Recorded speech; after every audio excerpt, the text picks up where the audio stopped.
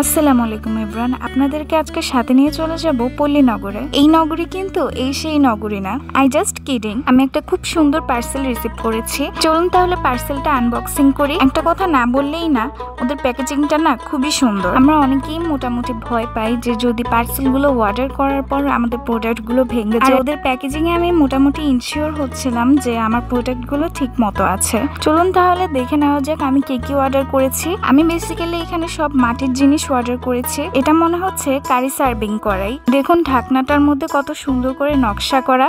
এখন বের করে নিচ্ছি এই কারি কড়াইটা। এই কারি কড়াইটার ছবিটা যত না সুন্দর লাগছিল, এটা সামনাসামনি আরো অনেক বেশি সুন্দর। ওদের কাজের ফিনিশিংটা খুবই ভালো। ঢাকনা দিয়ে এখন দেখুন কারি কড়াইটা দেখাচ্ছে। সামনে যেহেতু আমাদের ঈদ আসছে, সেজন্য আমরা আমাদের বিভিন্ন ডেজার্ট পরিবেশনায় এই বাটিগুলো কিন্তু রাখতেই পারি। এই বাটিটার কাজটা দেখুন নর্মালের মধ্যেই খুব সুন্দরভাবে ফুটিয়ে তুলেছে। আমি মেইনলি এখানে বড়, ছোট, মাঝারি এই 3 ধরনের বাটি নিয়েছি। বাটিগুলো কিন্তু একটু শেড করা। লাস্টের বাটিটা ছিল বিগ সাইজটা।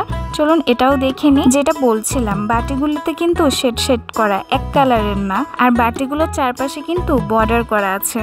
ঈদের পরিবেশনার জন্য কিন্তু এগুলো একদম বেস্ট অপশন হতে পারে। এগুলো ধরে রেখে আমার মনে হচ্ছিল কিন্তু এগুলো অনেক দিন ধরে টেকসই হবে। ওদের থেকে আমি একটা কারি সার্ভিং ট্রেও নিয়েছিলাম। এই সার্ভিং ট্রেতে আপনারা বিভিন্ন ড্রিঙ্কস সার্ভ করতে পারবেন, কিন্তু আমি ভাবছি এটাকে সার্ভিং ট্রে হিসাবে কাজে না লাগিয়ে অন্য কিছুতে কাজে লাগাবো। আমি এটা চারপাশে খুব সুন্দর করে দেখছি নকশা করা।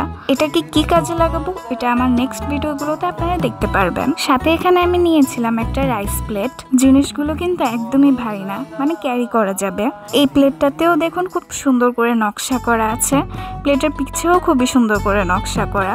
চা যেহেতু ভীষণ পছন্দ, এখানে কেন চায়ের কাপ নেব না বলুন তো। এই কাপ সেটটা কিন্তু মারাত্মক সুন্দর। নকশাগুলো আমি একদম সামনের থেকে দেখানোর চেষ্টা করছি। দেখুন ওদের নকশাগুলোর কাজগুলো কতটা নিখুঁতভাবে ওরা করেছে। কন্টেন্ট বানানোর সময় সিঙ্গেল কাপ দিলে কিন্তু ভালো লাগে না, সেজন্য এখানে আরেকটাও কাপ নিতে হয়েছিল। এই কাপগুলো কিন্তু আসলেই ভীষণ সুন্দর। এটা সামনে থেকে দেখতে আরো বেশি ভালো লাগে। আরেকটা জিনিস দেখে আমি খুবই সারপ্রাইজ হলাম। পল্লীনগর থেকে আমি খুব সুন্দর একটা গিফট পেয়েছি। এখানে মেইনলি ওরা আমাকে খুব সুন্দর একটা বাটি দিয়েছে। এই বাটিতে আপনারা হালিম বা দই রেখে খেতে পারবেন। থ্যাংক ইউ সো মাচ আপু আমাকে এটা গিফট করার জন্য। আমি যা নিয়েছি তো দেখুন, আপনাদেরকে এক ঝলক দেখিয়ে দিই। বারবারই বলছি ওদের কাজের ফিনিশিং কিন্তু খুবই নিখুঁত। আর আমার পার্সোনালি সব থেকে বেশি ভালো লেগেছে এই কারি কড়াইটা। প্রত্যেকটা আইটেমই খুবই সুন্দর।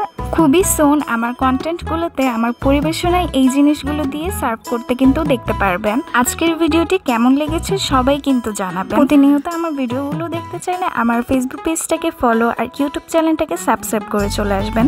সেই পর্যন্ত সবার জন্য অনেক দোয়া, আমার জন্য অনেক দোয়া করবেন। সবাই ভালো থাকবেন। আল্লাহ হাফেজ। আসসালামু আলাইকুম।